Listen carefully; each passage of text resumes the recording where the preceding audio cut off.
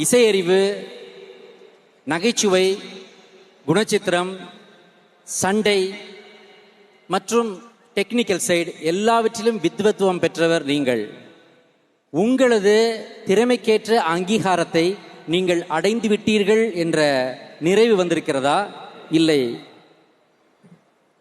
தேவை என்பது மனிதனுக்கு எல்லை இல்லாத ஒரு விஷயம்.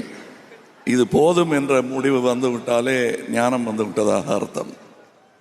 எனக்கு எது தேவை என்பதே தெரியாமல் இன்னமும் வாழ்ந்து கொண்டிருக்கிறேன் என்பதுதான் காரணம். இது மட்டும் தேவை என்று தெரிகிறது, இந்த கரகோஷம் தேவை என்று தெரிகிறது.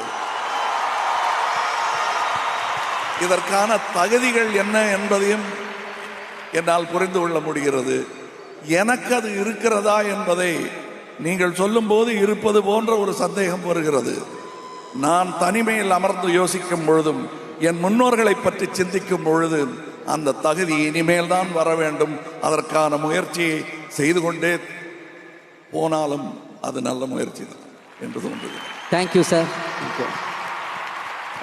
உங்கள் டைலாக்ஸில், உங்களுடைய ஃபேமஸ் டைலாக்ஸ் எத்தனையோ 100 படங்கள், அதில் உங்களுக்கு இப்போ பேசி காட்டுங்க எங்கள் ரசிகர்களுக்காகன்னு சொன்னால் நீங்கள் எந்த வசனத்தை குறிப்பிட்டு இந்த சூழ்நிலையில் பேசி காட்ட விரும்புவீர்கள் உங்கள் ஸ்டைலில்? அதாவதுங்க, நாங்கள்லாம் உட்கார்ந்து எங்களுக்கு நல்லா தமிழ் பேச வருதா அப்படின்னு எங்கள் கத்திகளை தீட்டி பார்த்து, புத்திகளை தீட்டி பார்த்து கொண்டிருக்கும் பொழுது கலைஞர் வசனம், நடிகர் திலகத்தின் உச்சரிப்பு, இவையெல்லாம் சொல்லி சொல்லி போட்டி போட்டு பேசிக்கொண்டிருப்போம்.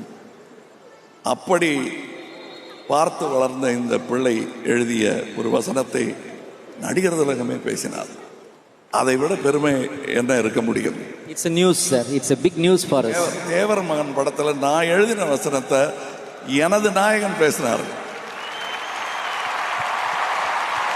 அது உங்களுக்கும் ரொம்ப பிடிச்ச வசனம். ஏன்னா நீங்களும் அதை அறியாம அதை செஞ்சிட்டு இருக்கீங்க. விதை நான் போட்டது 30 லட்சம் விதைகளை தூவி விட்டு வந்திருக்கிறீர்கள். அந்த பெருமை தான் எங்களுக்கு. அதுல நான் அந்த வசனத்தை நான் எழுதினேன் என்பதை விட யார் பேசினார்கள் என்பதனால் வந்த பலம் எனக்கு. Super. we will give a very big applause for Kamal sir.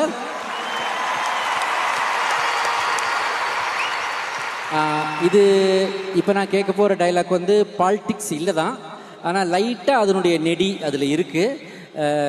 ஜென்ரலாக கேட்குறேன், நான் யாரையும் குறிப்பிட்டோ வேறு யாரையும் ஹர்ட் பண்ணியோ நான் கேட்கல. மற்றவர்கள் கட்டை விரலை கூட நினைப்பதற்கு யோசித்து கொண்டிருந்த பொழுதே நீங்கள் கழுத்தளவு ஆழத்தில் இறங்கி நின்றீர்கள். புரிஞ்சவங்க புரிஞ்சுக்கங்க, புரியாதவங்க புரிஞ்சவங்கிட்ட கேட்டு தெரிஞ்சுக்க.